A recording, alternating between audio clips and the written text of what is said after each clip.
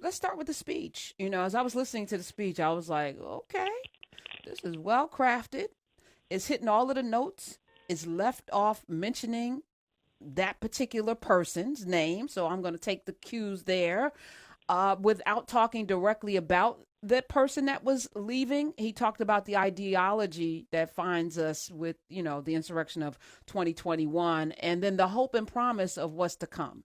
And I thought this man might actually be able to bring over some of the sheep, the 74 million who followed a dumpster fire into the abyss.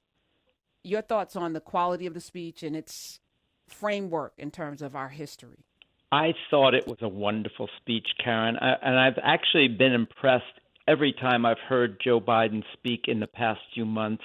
Really, since the convention and moving forward, the speech he gave at Gettysburg a few months ago, he really has grown as a speaker. You don't think of Joe Biden as a speech maker, especially that he was in the shadow of one of the great speech makers in American history, in President Obama.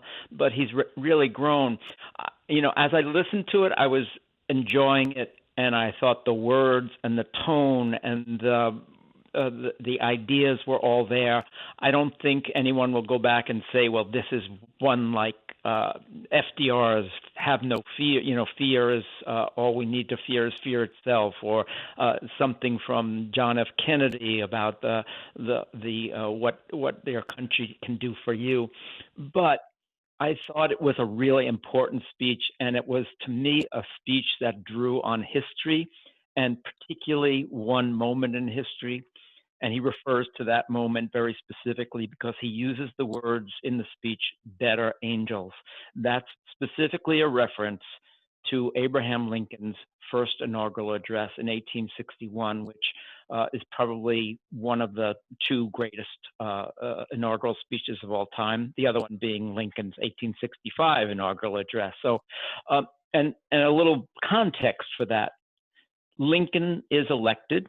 He comes into Washington, D.C. in secret. He has to get off his train and take a separate train and come in secretly because there are assassination plots. They fear a mob, an insurrectionary mob in Baltimore, Maryland.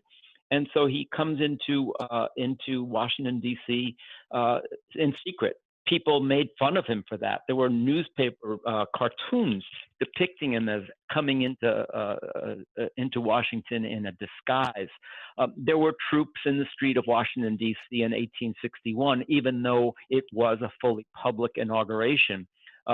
Senator Klobuchar, whose speech was also wonderful, I thought, very brief introductory speech, Yes. referred to that moment because she said Lincoln stood there and the Capitol dome wasn't built yet, but he promised that he was going to finish it, even though there was a war was coming, because he knew that this building was a symbol of democracy. So there was so much about democracy in that speech, and that's what I thought it was really about. And he said exactly that. He said the cause of democracy was the cause that won, not him as a candidate. We learned that democracy is precious, democracy is fragile, and at this hour, my friends, democracy has prevailed. I don't think you can hear those words and see those people sitting there, that extraordinary, beautiful array of people there, without thinking that 2 weeks ago what that scene was. It's hard for me to even it's boggling, I should say, to think about that. So to me, it was a speech that drew on history. Nobody's going to probably memorize it for their school class someday, but it was an important speech that hit all the right notes. It was about democracy, but was also about dignity and decorum and duty, things that have really been missing in Washington over the last 4 years. 866-801-8255. Larry Daniel Favors is here, of course, as well. I, It's you came in, Kenneth C. Davis, saying that there were many historical moments today. Um, Give me your top three. Well, I think you have to start, first of all, with the inauguration of the first woman vice president, the first Black woman vice president, the first Asian woman vice president. This is a moment for the history books. There's no two ways about it. Um, I was also struck when I think about history and I think about presidents, and you mentioned the 1776 Commission. I was going to raise it if you hadn't earlier, that it has already been deep sixed, fortunately, by the Biden administration. When we talk about slavery in this country, I, of course, always think about the fact that 4 of our first 5 presidents were slaveholders from Virginia. 5 of the first 7 presidents were slaveholders from Virginia. And that beautiful young Black woman who recited that poem, which was stirring, I thought, really brilliant moment, she would have been property for those 5 men. And I think that that's history to me. And so we can't forget that history. And of course, that is the history, the whirlwind that brought Abraham Lincoln into office. That was the whirlwind of the Civil War. And when we talk about division today, I always say, well, you have to go back. We had division so deep that 600, 700,000 people died in 4 years of fighting between Americans. So we have had much, much darker, deeper, darker, and divisive moments in our history. I felt that today was, the sky is blue and the sun is shining in New York City. It started out this morning with a snowstorm. It's like the minute the snowstorm cleared away, the sun came out. It was like the weather was predicting where we were going. I just felt like it was a true breath of fresh air. Now, all of that is not to say we don't have a long way to go. This is the winter of peril for us. But Joe Biden, President Biden, understands that clearly. He understands that in what he said. I think he understands that in the quality of the people he's put forth to deal with this pandemic, which is crisis number 1. Crisis number 2 then is the political crisis, which was largely created by his predecessor, and but not alone. And so some of those people who created that crisis obviously were on that stage with him today. They are going to be in the Congress next week. So we have a long way to go here.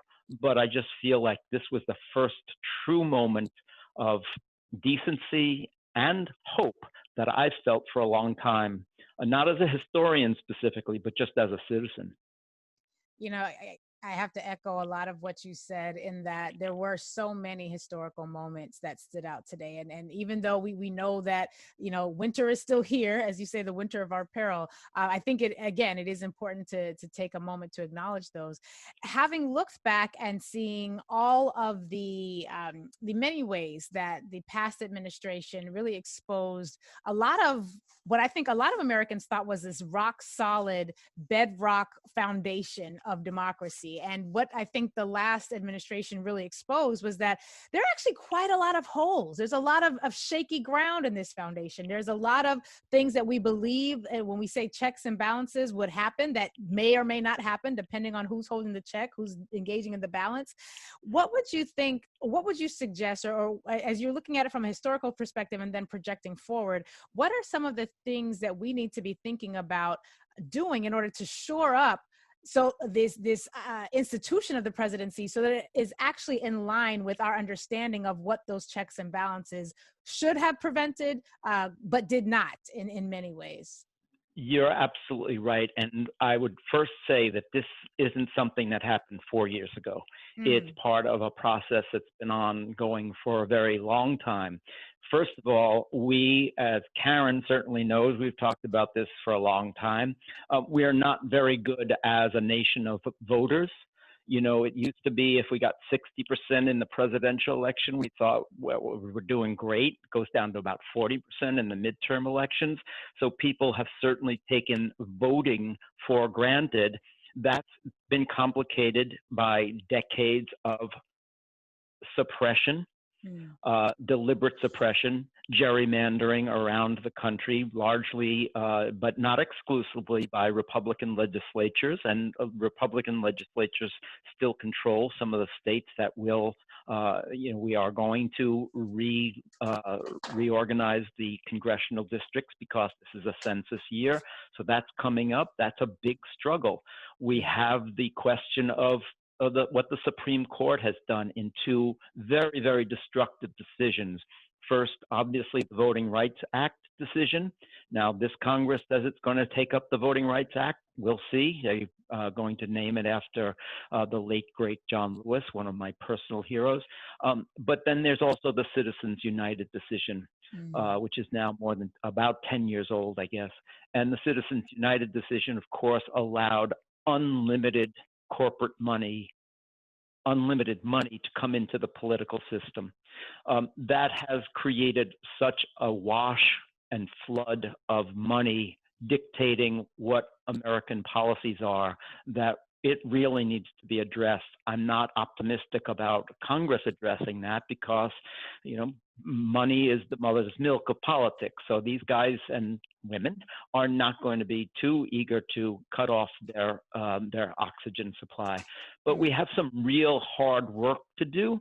I think that we've seen in this past election what the results of that work can be. It's not always just about money. It's about people getting out and knocking on doors and ringing doorbells and making phone calls. The grassroots effort, especially in Georgia, clearly paid off. We have a Democratic majority in the Senate, or we will have in a few hours, because of the efforts of a lot of particularly Black women who did that work, that hard work, and they didn't do it because they got corporate sponsorship. They did it because it was the right thing and they knew what they were doing. So I'm optimistic, more optimistic certainly than I was a year ago, but I know we have a lot of work to do to get people to realize that this isn't over yet, and any gains that have been made can be lost very quickly. I like the framing of the conversation around the shaky foundation, and I'm glad that the foundation is shaky, because what you're saying, Kenneth C. Davis, as you talk about Citizens United, which the Supreme Court designated corporations as people, that has to change. This getting back to normal, even after a pandemic, that has to change. And I think there's an opportunity here to put this thing into a framework that it belongs in, which is everyone in Congress works for us. We send them there to do our bidding. We have the power to snuff out their erroneous behavior. We have the power to force them to get rid of Citizens United, to force them to do the things that they need to do for us, for we, the people. And I think if we're going to have this more perfect union, it's time to make those words become flesh. And we have the ability to do that. Absolutely, Karen. And, we've talked about this as well, but I beat this drum all the time. Most of the change in this country has not come from the top down. Whatever movement we want to talk about, most of the progress in this country, whether it was the end of slavery, abolition, the suffrage movement, the civil rights movement, the labor movement in the late 19th century that finally ended child labor in the 1930s, not even 90 years ago. All of those things came from the bottom up. And very often they came from people who had no vote. Women couldn't vote when they got suffrage. Enslaved people couldn't vote until the end of slavery finally came. They didn't have a vote, but they had a voice. That was certainly true of people in the civil rights movement, like John Lewis. He couldn't vote. When he started out, he was 18, first of all, and then he couldn't vote in many states because of the color of his skin. So it's really important for people to remember that voting is extremely important, and register and make sure that you're registered and make sure you do it early, in person, mail, whatever you do it. But we have a voice besides our vote. And those voices you can raise by calling your congressman. If you don't know who your congressman is, you should find out right away. Call your senator, or on the local level. A lot of this is really local, and that's why it is from the ground up, the grassroots. And I'm also really encouraged by the involvement of young people, particularly in this election, even young people who couldn't vote. There was an enormous turnout of young people in this election, and they certainly helped turn the tide. They've also been leaders in the climate strike movement. They've been leaders in Black Lives Matter. They've certainly been leaders like the Parkland kids who suffered that terrible tragedy in going into the gun safety area. So we have I think there is a very, very motivated, engaged generation of young people who need to be encouraged and brought along and told, we hear your voices and your voices count, because it's really your future. Silence is acquiescence. So whether it's raising your voice to get out people to vote or to raise your voice against the things that are happening, we must do it. And today we saw Amanda Gorman raise her voice. And I'm looking forward to the future, because if she's running for president in 2036, the future is bright. And I think there's going to be a lot of beauty coming forward, but we have to make it so. Kenneth C. Davis, we're going to keep having conversations with you. We appreciate you being here today. It is my great pleasure, Carolyn. Just one last point quickly on this history, because the last thing I saw, of course, were the three former presidents and the current president at Arlington. A reminder to people who haven't been there, it's an extraordinary place, but that land was taken from Robert E. Lee. That land belonged to that man, we have statues to still in this country. So remember that that is the place that we turned into our sacred territory. Robert E. Lee's land was taken from him during the Civil War, and that place is a memory of this country as a sacred place of what happened to this country in the Civil War. Thank you, Karen. It's always a pleasure.